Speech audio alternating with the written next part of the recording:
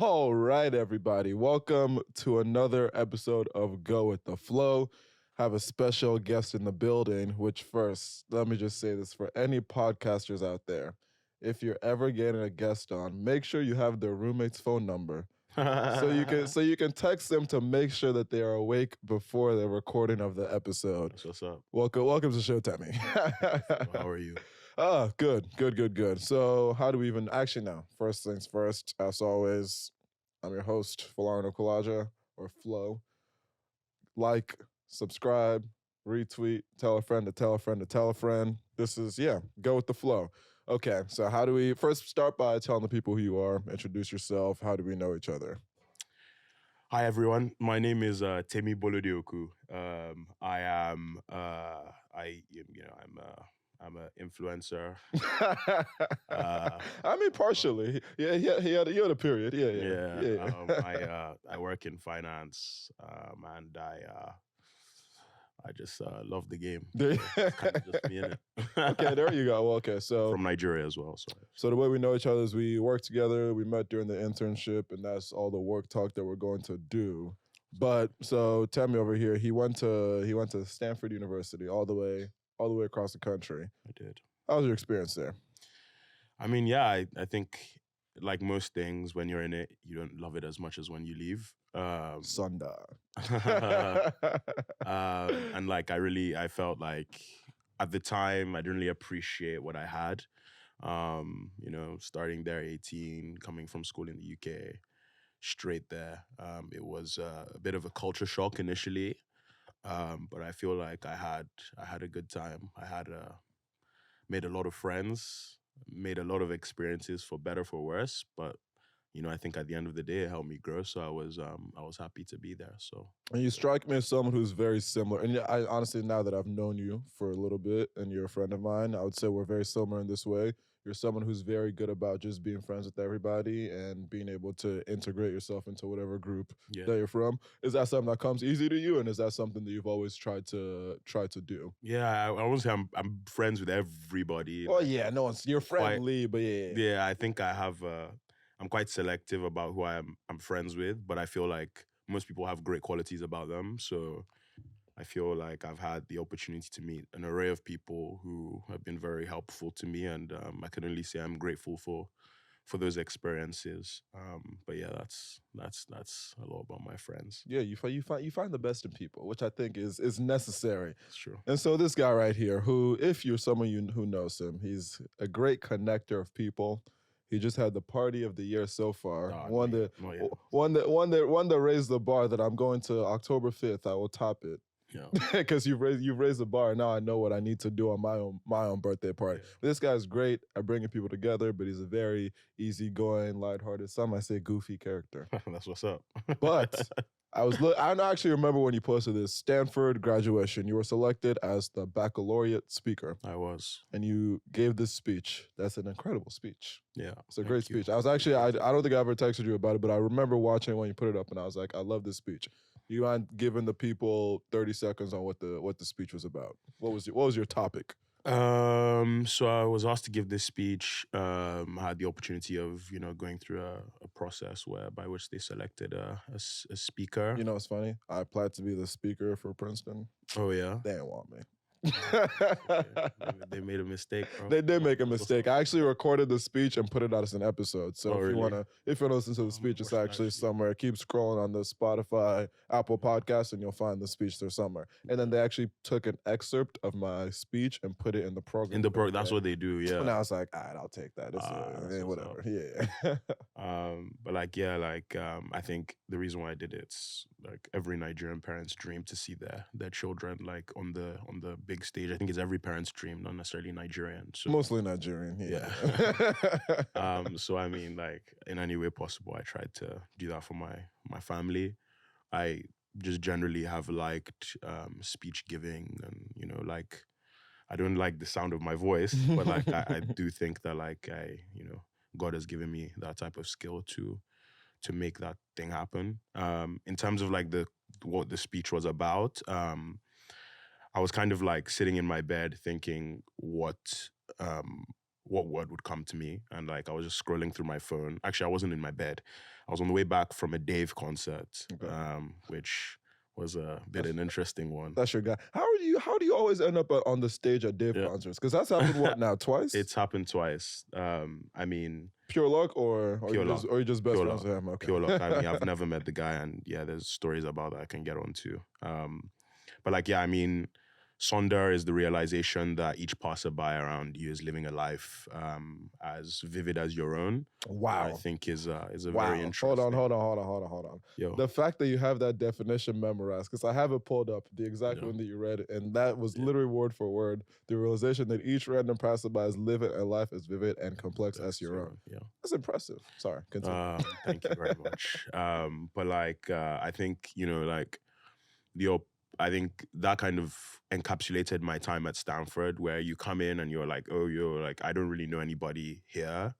But then the realization, once you have that moment of Sonder, that each passerby, everyone around you, is actually interesting.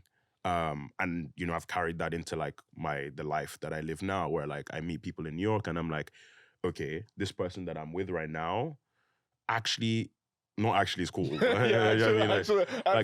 like, yo, you actually have something going on about you. But like they have complexities to them that, I would like to try and understand. And that's why I kind of, as you alluded to, I love meeting new people, finding new opportunities and really attacking them with pace and idea. So an honest idea. As honestly, as simple as that sounds, that concept of realizing that the person across from you or the person that you're interacting with has so much more to them. Yeah. I don't think that's something that a lot of people have been able to register. And I don't know how many people live their life with that same type of mindset and attitude. Which is, I don't think everyone is as friendly-ish with everybody and tries to understand everyone and really meet each other in the middle about their differences. So as simple as, because it is a quite simple thing. This person that you're interacting with, they have their own life. They have their own thing going on. They're also just trying to provide for their family, feel loved, feel supported. They don't want to be, we all as human beings have that exact same experience, but I don't think we do enough to actually try to appreciate that about the person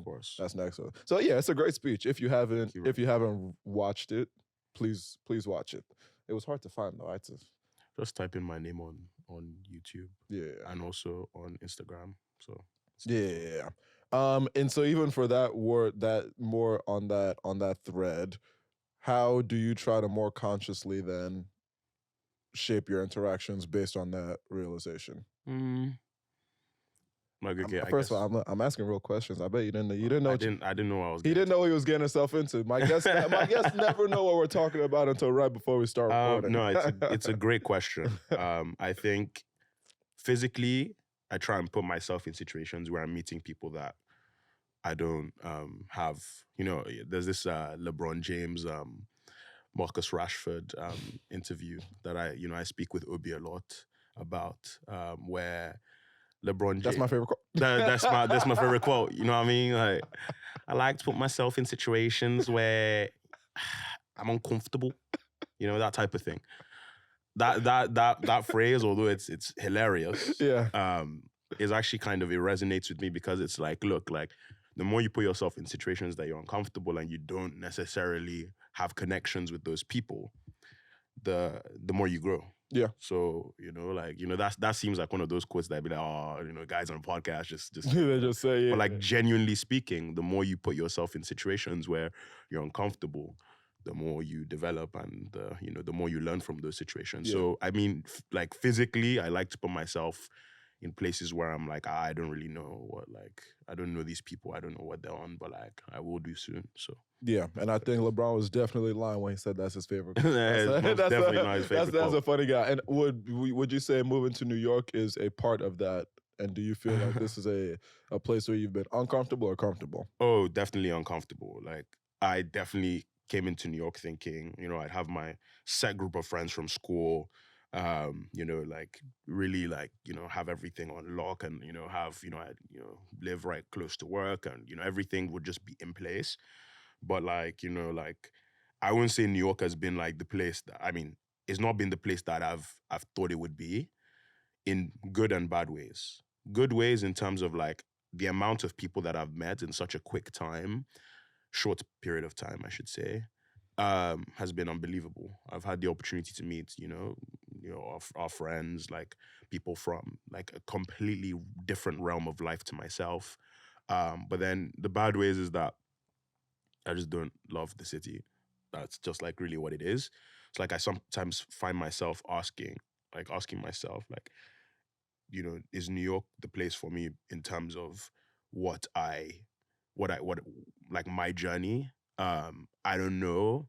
Um, but I do think that I've gained positives from my time here so far, and long may it continue. I hope. Fingers crossed. Amen. And honestly, I don't even think New York needs to be everyone's. It needs to be the place for their journey. I do believe that it should be a stop on everyone's journey, though. I I agree. think it's somewhere everyone should experience. It's I such a agree. unique place, unique culture.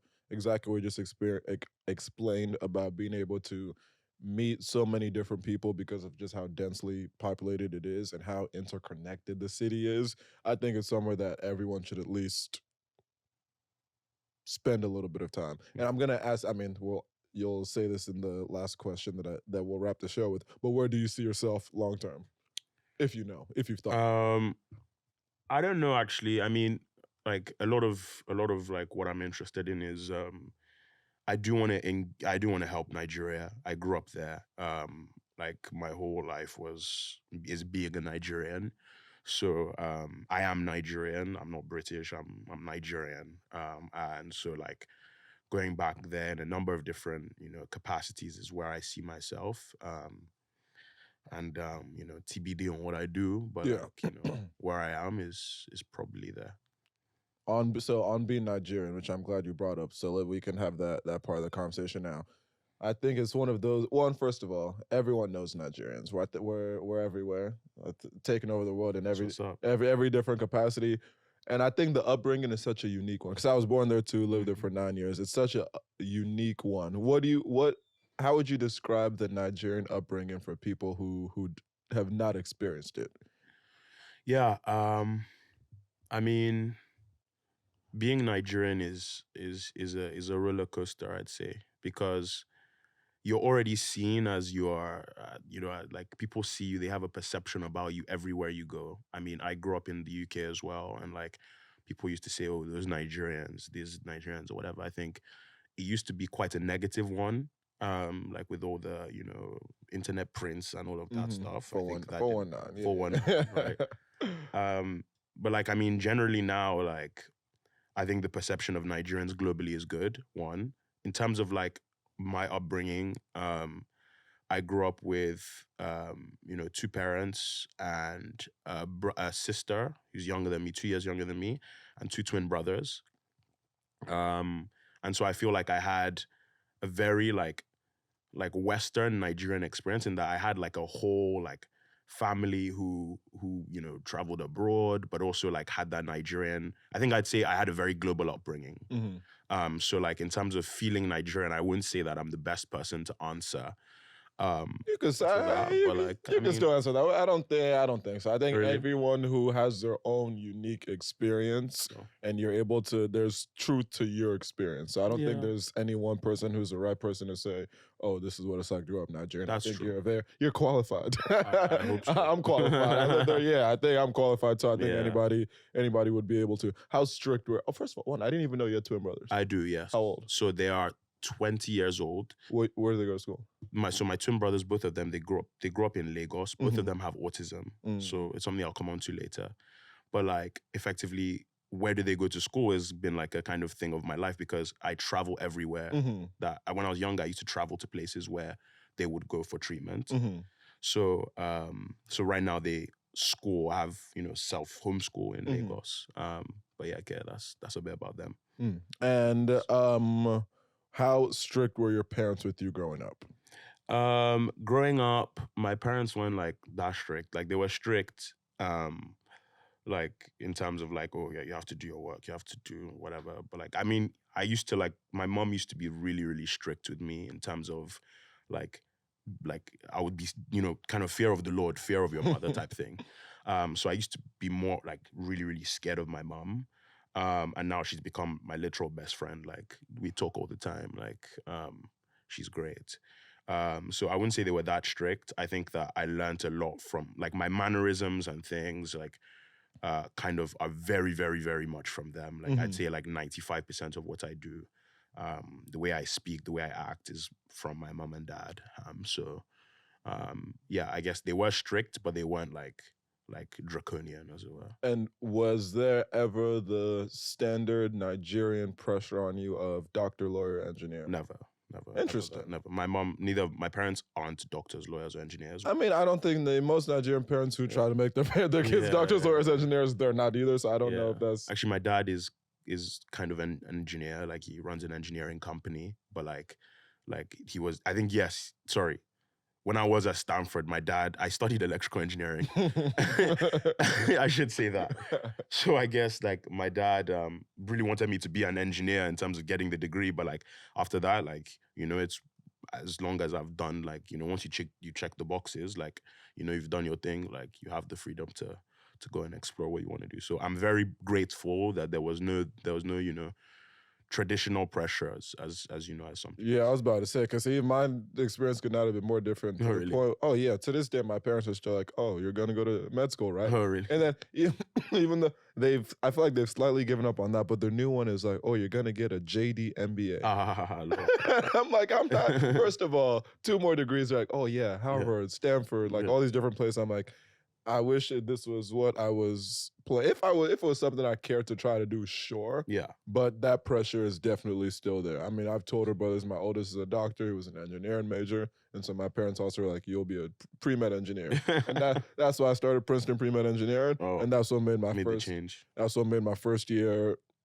let's just say, difficult. Yeah. My GPA, tough. My grade in physics, it wasn't good. It wasn't good. So, I mean, it's always interesting to hear how, again, each Nigerian parent goes about it. Because I have some other Nigerian friends who similarly strict parents, but others who not as strict. So I think the ones who aren't strict, we need to get them to meet with the ones who are strict to kind of communicate. Of course, so that there's a bit of a middle ground. Communicate something to them. The confidence that I would say most Nigerians have, where do you think that comes from? I don't know. I actually ask myself this question a lot. Yeah. I don't know, but I love it. Exactly. I love it. Exactly. I love it. You know, that's real. I think some of the most confident people that you're ever gonna meet. Yeah. I think it's one of those things where you meet someone from Nigeria and there's just like an attitude, a can-do attitude. Yeah. It does, like, there's no sense of I'm in this country and anything's gonna hold me back. It's like, okay, how do I find my way to the top of whatever industry that I'm in? Yeah, like any industry you look in, there's Nigerians right at the top. I always say slowly taking over the world. Absolutely. And long may it continue. Amen. Ideaball. Which, speaking of which, okay, Ideaball. You're wearing the hat, you're wearing the hoodie. People see it on your Instagram. We got the hat on the table.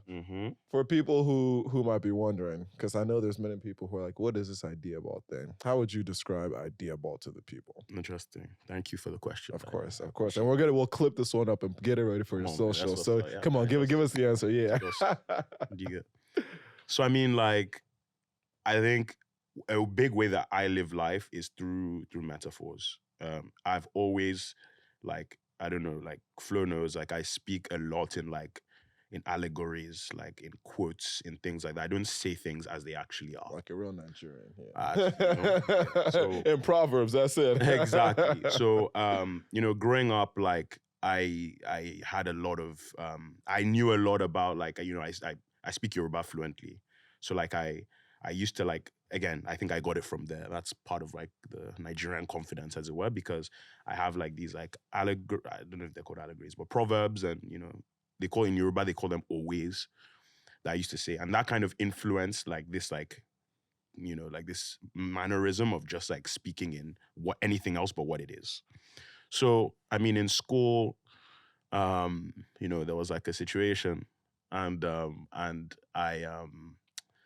I used to like basically put like subs of like you'll just basically like sub the person involved with the situation on Instagram, and just like slowly like put it like, like, oh, like something was going bad, I'll be like, oh, foul play or something, like just how you said yesterday, like, oh, flag on the play. Yeah. Like you know, like I'll put like little like you know, tidbits about that. Effectively, after a while, this develops into like a thing. I open up the Instagram and everything, and people are like, oh wow, like this is like, it's like a, you know, like, you know, we kind of like, we like this. Anyway, long story short, a few months later, this business, as it were, now has hats. We, you know, we in at the end of 2022, like I had the opportunity to go and, you know, meet the whole Chelsea team. I'll ask you about that in Yeah. a second. You know, I got to put my hat with the Champions League trophy, the Premier League trophy. So I guess what it means to me, what does idea mean to me? Idea is kind of is like the concept that everything that we do, it doesn't matter how you did it. It's just the fact that you did it. Idea. As long as you did it, is idea. Idea. Yeah, like as long as you tried, you tried. And like, you know, there are many situations right now where I really, really want to be successful in. Maybe the situations aren't going as well as I want in every walk of life. By the end of the day, I'm never like unhappy because at the end of the day, I tried. Yeah. So like that's the most you can do. And yeah, that's what Ideaball is to me. So so what we are is like a collective rendering of generational talents. So if you're a generational talent, DM me and let's join the team. There you go. Get a hat. So, join the team. And I want a hoodie too. You said that was a one-off? This is one-on-one. And like we have like a shirt that I'm just like, basically like we're going through a few things this year, which I think could be quite interesting. I'm about to say, get the merch out. Where can people can people get the merch? Just follow us on Instagram, Ideaball FC. Send me a DM, you know, like, you know, our DMs are always open. So next DMs are always open for everybody. Yeah. You know? Yeah. Not for everyone. Not for everyone. Just for when you get the hoodies, I want to be first line for that one. That one. Yeah. How did you meet the whole Chelsea team? How did that happen? So after graduation, after the speech, I was literally like walking back with the president of Stanford, and then there was like a couple other people there. Casual, yeah. Something like that. Yeah. The ex-president of Stanford now. But like basically they got caught up in all the no. He was before that. Okay. Yeah. So I mean, like he, you know, I was there with him, MTL, and then there was, you know, a couple other of the people on the board of Stanford. And this great gentleman who, you know, has now become a great mentor to me comes and he's like, hey, I saw in the program that you mentioned you like Chelsea. I'm like, oh, like, yeah, why? That's a bit random right now. I'm a bit starstruck, like, what's going on? And he's like, actually, you know, like the people that just bought Chelsea, I know them. So if you want to meet them, like, no problem. And I'm just there like, eh? And the owners of Chelsea, bro, like that's, come on, man. So I even changed into America. I was like, oh, I'll be so honored, sir. That'll be great. Like, you know, Todd Bowley, Jose Feliciano, bro, Bedadic Bali, that's crazy. And so, you know, I you know, a week later, I get this email on my phone being like, Todd Bowley has invited you to this event on the Waldorf Astoria. And I was just there with my phone shaking. And so, you know, I get there, you know, I see Todd, I see Jose, like, you know, these guys who right now have kind of been like... Oh, Jose Feliciano. Feliciano. Oh, he was a Princeton undergrad. Okay. Yeah. Exactly. Yeah, and Kwanzaa. Kwanzaa Jones, they just donated to get some building. They're big time at Princeton. So, I mean, that's the connection there. And so, I mean, like, after that, like, you know, I've just kind of maintained in contact with who I could maintain in contact with. You know, I have top mentors from that event. I managed to put give my hat to Todd Burley. It's, you know, now my WhatsApp DP. Like, I think that, you know, those people didn't really need to open up to me, but they did. The state of Chelsea is very different right now. But I believe in, like, you know, how it's going. I do believe in the ownership. I think that they know what they're doing, as much as it might seem like they don't. That's got to be your political answer. Now that you've rubbed shoulders with them. No. Honestly speaking, I see the vision. I do see the vision. You see the idea. I see the idea. So that's just really what it is. Damn, that's crazy. And that just, the amount of stories like that where network, and this wasn't even you intentionally networking, but this was still the power of the network, where it's really not what you know, it's who you know. Exactly. And being in the right rooms and knowing the right people. Like the fact that you were able to, again, meet the whole Chelsea team and have that entire experience just because this guy was at the graduation, he read it in the program. Yeah. Nothing you had to do. I was literally just talking with someone else where she said she got a job offer because she was at a bar and she was speaking with her mom at a bar, and someone overheard the conversation about how she was applying to this. She applied to this one company, and the person's like, "Oh, my friend is a CEO of the company." Wow. And she was able to get a job offer there. Didn't end up taking it, but it's just so crazy how you work so hard on the GPA. The And just something just... Bro, it's just who you know. So really you got to network intentionally. I was reading this, fuck, I forget the name, but there was this guy who was very senior at either BlackRock or Blackstone. Even as someone in finance, I still mix the two up. But he was like an older guy, like in his 90s. He passed away like last year, and then he had this thing where he would do like it was either 12 or 20 lessons that he learned throughout his life, and one of them was just like network aggressively, because that'll be what gets you the next job, gets you the next position, gets you X, Y, and Z. As much as it's great to go and sit in the library and study and do X, Y, and Z, you should still read. It's good to read. Like, nourish your brain. I should just put out a clip about that. It's really is who you know. Yeah. And as they say, your network is your net worth. Absolutely. Although that's saying, I'm like, people, my bank account doesn't look that. Okay, so, since we're on the topic then, back to one earlier part of the conversation. Dave, how have you gone on stage twice at his concerts? First time I was in Palo Alto. My friends are like, yo, let's go to a Dave concert. He's performing in San Francisco. Very, very small place. Joint, as they say. It's called Rickshaw Stop. And like, no one really knew Dave. This is like 2019. He just released his first proper album, which is now his best album in my mind. Which album is this? It's called Psychodrama. Okay. I'm not the biggest Dave fan, but I know the... you know, it has Location. It has the songs that you've heard. That's man. That's my... You know how everyone has the one song where when you're on vacation, that's the shit you play. If I'm in the sun on vacation, Location is the first song I play. That's it. Send me the location. I don't know if they can pick up. And I'll be right. Sorry. Sorry. And so, I mean, like, I go there and like, he's right there, right at the front. And like, I think this actually like a thing that I've also like tried to, I think it is also in like my life generally. I try and find something that like I connect with the person on. So like I brought the Nigerian flag. I was dressed in all yellow. Like basically it was very, very obvious that like I was there and like I wanted to be on stage with this guy because I knew he did this whole Thiago Silva thing. So I every time like there'd be like a intermission, I'd be like, Ulua David, senior man. You get like, I'll give him like a bit of like, you know, what he wanted in terms of like that crowd love. But that one was just very like simple and like easy because like as soon as like he connected once, like he was like, oh, who are we gonna choose? I competed with this guy who was like, you know, a friend of mine now. He's a very good guy, younger guy, but I now messed up the lyrics when he was like doing the competition, who's gonna come on stage. I messed up the lyrics. And this guy, thankfully, had gone on stage with Dave before, and Dave remembered him. So Dave was, no, nothing. You've already done that, okay. But the second, nothing for you. Absolutely nothing for you. That's my new favorite saying. But then, I mean, the second time, like it was a huge venue this time. Dave is now like huge. Same place, San Francisco.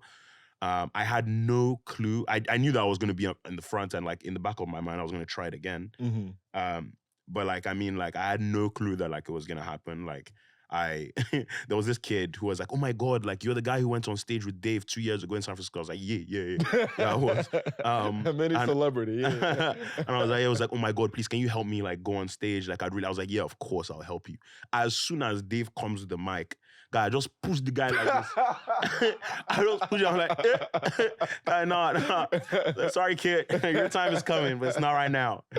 And so like, like I had the opportunity to go in again. And like at this point, Ideaball was a thing. So I put on stage, I'm like, Ideaball. And like, you know, I had the opportunity to like I did like the whole Sue thing, like the whole Ronaldo Sue thing, and the whole venue goes crazy. And it was literally a top 5 experience. Which you also did to start your Stanford speech, which was legendary also. I Sue. Wow, okay. I'm going to stop doing that. I don't really like that right okay, so since we're on the topic of you basically being famous.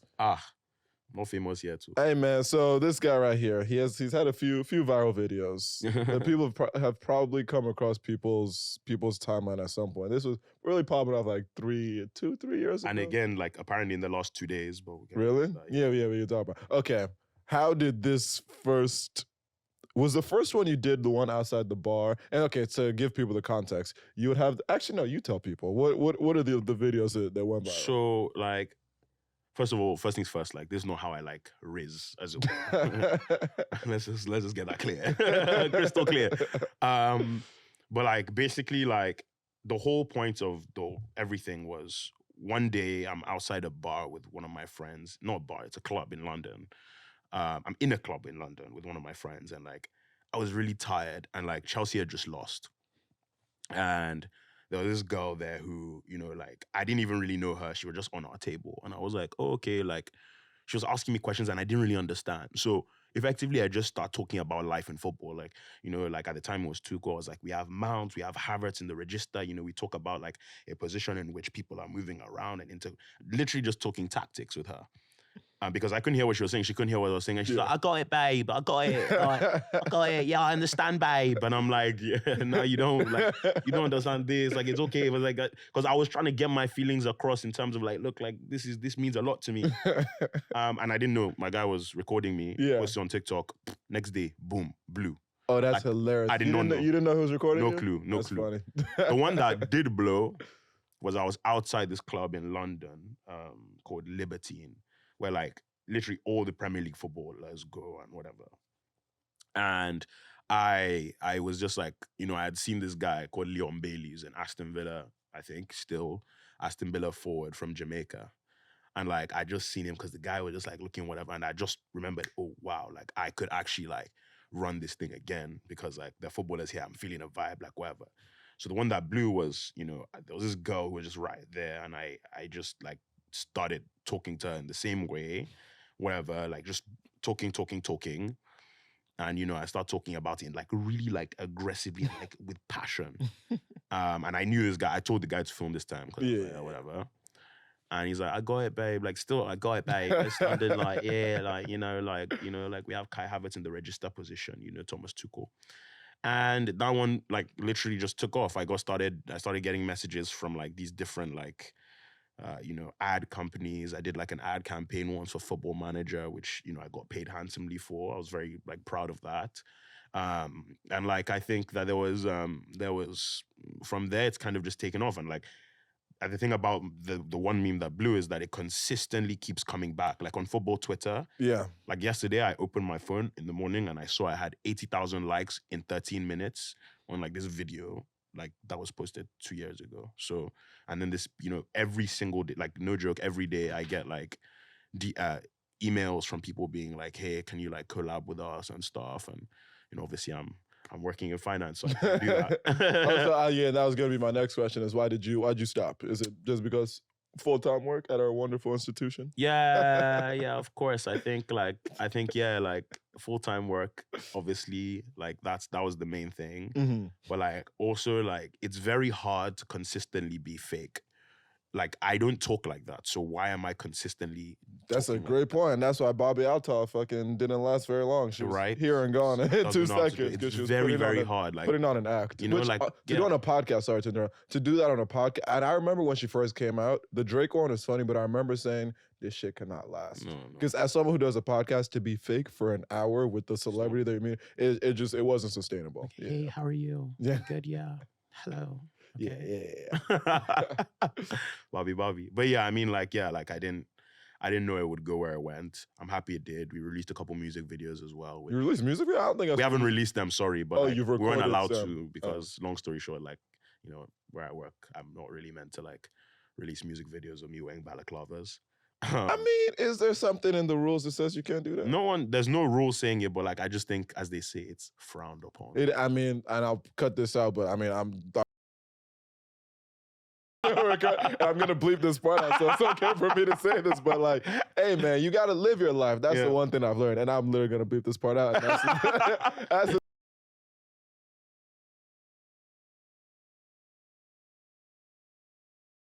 actually, your shit is pretty big, which is why I feel so comfortable doing this. You'll get big one day. Exactly. Amen. So that's I'm not. I put out the video. Put the video out. Well, who was the biggest reaction or celebrity or whatever that either like liked it, commented, reposted? Anyone that stands out in particular? That's actually a very interesting one. Like, I mean, like I did a video with Travis Scott. That was kind of crazy. I saw that. How was? No, we're just at this like restaurant and like he was there and he was like, hey yo, and I was like, Travis Scott in the register position. I did that with him. I just like then it was just like a lot of footballers. Like this guy called Mason Mount, who I used to absolutely love. And now he plays for Manchester United. Although he's played like Devils. 2 games for the Devils, literally. So yeah, he was like, I spoke to him. Me and him are born like 1 day and 1 year apart. Like he was a guy that I really like looked up to in terms of like a lot of the things he did. And then for him to like leave was almost like it was heartbreaking. It was generally like heartbreaking. So yeah. Was there space for him on that Chelsea team? You really still wanted him there? Oh, 100%. This was his team. Like he was meant to build. He's done nothing. I mean, he's done nothing for us, so you could take him back. 0 goals in 2023. So. You can take him back if you want. I don't know if I would now. Mason, you're welcome to go back to Chelsea. What's up? Okay. So. Do you see a world in which you ever try to move back into that internet type of... Not internet, but football for sure. Like that's like my life. Like everything I do is like at least for the next couple of years, like everything I do like right now in my mind is think about the game. However you want to like say that, like any game, like I just like playing games. So like ball is life basically, and it's funny because you know what I just thought, because ball is life is essentially another type of like Ideaball, and that's another brand that is literally taken off and people use in their everyday vocabulary. So that's the goal. I didn't know about that. You don't know because you're not a huge basketball fan. Oh, okay. Ball is life, so that's a basketball company channel, whatever, and that's like it has become a like household brand and company for just the idea of like whatever the same way you just described your passion for football. It's like ball is life. That's it would work perfectly for what you're explaining. Yeah. Since we're on the topic, football, soccer, whatever you want to call it. We'll start with Premier League. Chelsea, not that good of a year. What's your outlook on the season? Look, I mean. You know, like I have to talk like this because I don't have to talk like I genuinely believe this. Right? Like I think that there's obviously with any situation in which there's big change, there's going to be some tough times. Like no reason. Like I mean, I'm seeing that right now in like, my life in New York and stuff. Like there's going to be tough times. As long as you see a path to growth, then I'm fine with that. Like the Chelsea ownership have an extremely successful track record in developing institutions and teams. Like clearly Capital is the highest AUM to headcount private equity firm in the world. Like it's amazing what they do. Todd Boehly and Eldridge, they've done some crazy stuff as well. But like, I mean, the whole thing about the Dodgers. The Dodgers I don't know much about baseball, but I mean, they were built into an institution where they sign the best and they do the best. And that's all I need at my club. Like you saw the whole Shohei thing. That's crazy stuff. Yeah. Imagine Chelsea signing Mbappe. Yeah. Like, only pushback I'll give to that is Steve Cohen, manager of Point72, one of the most successful hedge funds. He took over the New York Mets. They've been shit. So I don't know how They have nothing to do with the... Yeah, but you just said being able to run one of the best... No. I'm saying the way they run them. Oh, like, okay. Not necessarily being good at finance means good at football. No. But I'm saying the way they run these institutions is world class. And they've done it with sports teams as well. So like not just like running financial institutions, and then they've built teams that win. And like I'm very like proud of this. I'm very proud of this consortium. And long may it continue. There you go. I wish I could say I had as positive an outlook on Man U. And just got bought though. Yeah, by Radcliffe, whatever his name is. I mean, I know nothing about the guy. I hate Ten Hag. I want him gone. I hate how he treated Ronaldo. In some instances, people always say like, "Oh, no player's ever bigger than the club." I'm gonna say, but I know it's not true. Sometimes I might be a Ronaldo over Man U guy. Yeah, that's 100%. That's how much of a fan I am of the guy. That's how much I love the guy. Very fair. And so to see him get treated how he was and run out of the club, he was actually our best performer last year. Of course. And then the team is actually 2 years ago, and the team has gone to shit. Ronaldo came back, said things like the facilities are still what they were when he was there. He was right about everything that he said. Yeah. And what have we done since he's left? Absolutely nothing. We had Ten Hag, he runs Sancho out of there.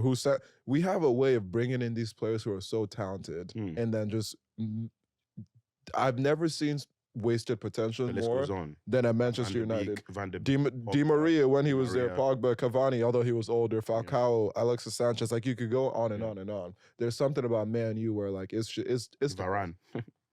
Varane, we're probably gonna sell him. Martial hasn't played well. Yeah, so Yeah, that's true. when it comes to Manchester United, that's a team that I have zero faith in. We'll see if this new ownership and leadership changes anything, but I don't know, man. Yeah, I don't have faith in that. I don't know, Bad man. for us, bad for you. Two more quick soccer things before we go into our final two segments of the show. What have your thoughts been on all the players going to play in Saudi Arabia? Saudi is a great place. I think, I think that the opportunity to be part of something that is developing is always great. The fact that it's now the financial muscle of Saudi Arabia and the Middle East has come together with a sport that I love so much is something that like I can only speak highly of. In terms of like the ethics of it, I don't know if people like I don't care really. I don't care what people say about like the ethics. Like at the end of the day, like there's a quote by this Nigerian legend called Odion Igalo. He was also a Man United. Well, He's one of the top scorers in Nigerian history. Like is he actually? Yes, he is. Like for a national team? National team, yeah. I didn't even know. The highest goal scorer in Nigerian history scored 26 goals for the national team. Really? Yeah. Osimhen is about to catch that. Wow. It's not great. JJ Okocha never scored that? No, those guys aren't goal that? scorers. They were like skillful, creative players. Wow. That's a shocking number. Wow. Yeah. Okay. Huge. Wow. Okay. But like, I mean, like, look, like putting together the financial muscle and like, this great sport, you get an institution, which is the Saudi Pro League, which is effectively what fans want. It's like it's a building block for exactly what they tried to do with the Euro, I forget what it's called, Super League, yeah. Right, it's exactly what you want, where you have the best players playing against each other every week, and it's not so concentrated. And so like I'm all for it. I think like yeah, in my future, at some point, obviously, like I'd love to be there. But yeah, sorry, the quote about Igalo was that, at the end of the day, this football thing that we do is just for money. Like at the end of the day, we say like, oh, we watch them and everything, but like some people actually need to like get out and make money for their family. So that's an avenue. Then like, why not? Like, who am I to say that someone can't make money for their family? Yeah, I'm never gonna be mad at that. Chase, get your bag. Chase the bag. There's such a short, especially as an athlete, there's such a short window of opportunity to maximize the money you can make. Of course. If that's in New York City or America, amazing. If that's in Spain, amazing. If it's in Saudi Arabia, do your thing, King. Like I can't be mad at that. Even when Mbappe, how much did they offer? Maybe it was it Messi or Mbappe? One of them they offered like over $1 billion for like 2 or 3 seasons, and I'm like, that is unfathomable. Yeah. If it was me, I would have been there. Like it would be my son, Strauss. Exactly. Hey, Project Mbappe is so real. Once out of the womb, you are training. It's crazy. It's crazy. That's what's up? Although funny enough, you see, and it was never going to work out for everyone. Like Jordan Henderson just left. Benzema's reportedly about to leave. So again, it didn't have to work out for everyone, but I think as a whole, it's been a successful push into that area. Which league do you think is the best in the world? I was just having this conversation. Was it with Obi? It might have been with Obi. What soccer league is the best? There's no like competition. The Premier League. There's no competition. I agree. Like there's no competi. No competition for my So like there's no like doubt about like Premier League is the highest in terms of gross revenues. Like it's the highest grossing league in the world, most viewed league in the world. That's fine. I think what the debate is what's number 2, and there are quite a few different ones that go there. Like Spain and Italy, those are the 2 main ones, La Liga and Serie A. But like, I think like in terms of the best, like it's the Prem. No, I agree. What's the debate?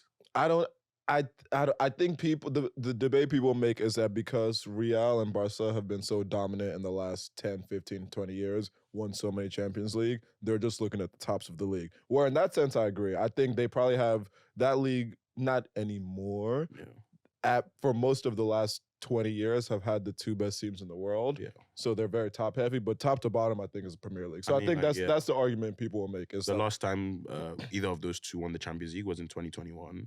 And I'll say the last 5 years it's been the Premier League. In Premier League, dominated like the last Chelsea, City, and Liverpool have just dominated. Yeah. And Bayern in Germany. But Germany is a terrible league. So. Yeah, Farmers League, I say. Yeah, exactly. No, I agree. Okay, damn. We've already. How long have we done? An hour? About? Something like that. 40. Oh, only 40 Wow. minutes? Oh, I think it's just good. Oh, okay. The timing has me fucked up because I have to get to my golf lesson in 32 minutes. But we will do our last two segments. First one being music identity segment, or I think I just named it. I have my guests come with 5 songs to describe who they are as a person. Guy, you planned that 100%. Music identity guy. I knew you knew music identity segment. Like, come on, man. I leave it open for interpretation. Lovely. All right, so my guy, Timmy B, give us the 5 songs. 5 songs. Yeah, song and the reason. Okay, so song number 1. I'll put on my Ideaball hat for the come on. Song number 1 would probably be no competition, actually. No competition. That's funny.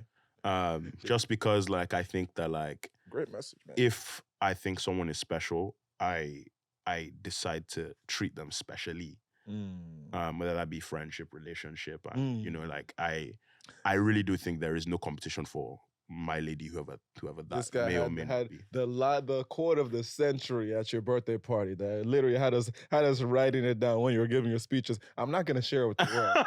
It's that if you know, you know. Like I'm good. I will be using that line. Yeah. on multiple. No, I'm kidding. So I mean that's my song number 1.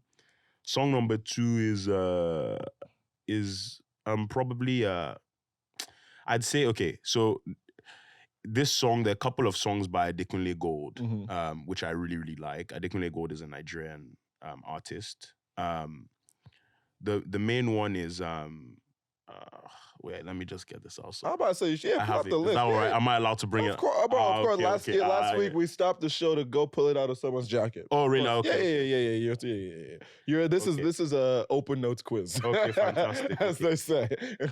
Okay. Oh, wow. Okay. All right. So song number 2 is Olomi. Like, basically, the song is very beautiful. Olomi is a song by Tosin Martins. Olomi, Onitemi. Okay. Great song. Okay. Right? Like, so another one that I think is like, I think that's like a great song because like you're singing it to the person you love.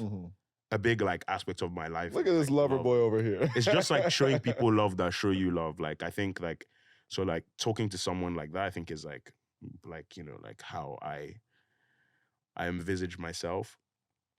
Now, the others are Dave, right? So the first one is, or 2 of them are Dave. The last one is not Dave. Next one is Verdansk. I just like the song.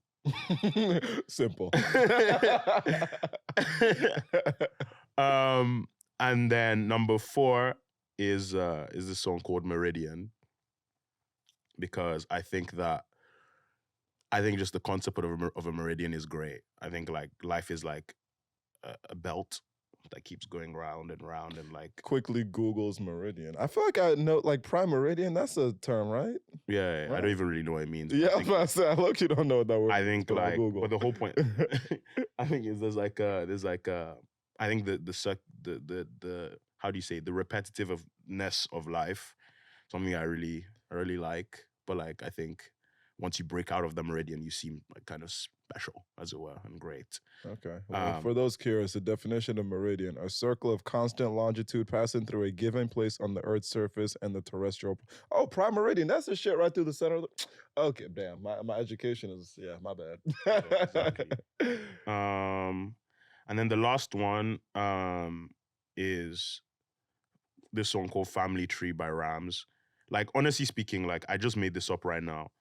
I told you I planned this thing, guy. I hadn't planned it. So I just came through it like this. But one thing I'll tell you is all of the songs I've chosen are great. But the reason why I say Family Tree by Rams is because like everything I do, everything I am, everything that's like I have with me is like my family, like the way that I've grown up around them, the way I've built who I am, the way I want to build, the way if I see myself in the future, as we're about to get onto, you know, like that's called a fucking segue. Yeah, that's a great segue. Like the future that I want to build has to do with, you know, building a family that I think that's like the best base, like your base. Like I do everything for my family. Like my brothers, I love so much. Like, you know, we grew up in a different way to how like traditional like siblings will grow up. But like my brothers, I love them. My sister is like unbelievable. Like, she's amazing. Like, you know, she goes to school in Paris, but like, I call even in the middle of the workday, which I might be, you know, mid-trade, and she calls me like, yo, like, tell me like, like,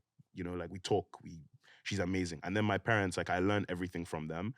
But like, in terms of like family tree, the point about it is that like, it has many roots. So it's not just like my immediate family. Like, you guys, you are part of my family now. Like, you know, like my friends, like people that, you know, like, you know, some roots die. Like, you know, like some roots are, oh shit, like, oh, this thing didn't work out. So like, fine, it's kind of part of the idea.